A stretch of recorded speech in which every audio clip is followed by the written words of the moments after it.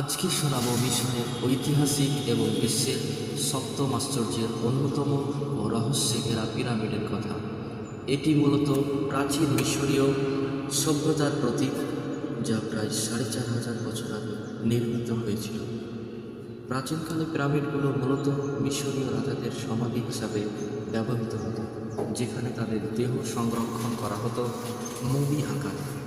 পিরামিডগুলির মধ্যে ছাড়াও খুফুর আদেশে নির্মিত গিজার মহাপিরামিড সবচেয়ে বিখ্যাত ও রহস্যে ঘেরা এক পিরামিড। পিরামিডগুলি নির্মাণ করা হতো মূলত বিশাল আকারের পাথরের ব্লক দিয়ে। এই পিরামিডগুলিতে রাখা হতো সরু পথ, গোপন কক্ষ ও সমাধি চেম্বার।